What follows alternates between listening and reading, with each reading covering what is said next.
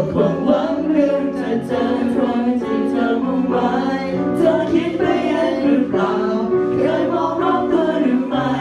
มีคนคนนั้นยืนอยู่ไม่ไกล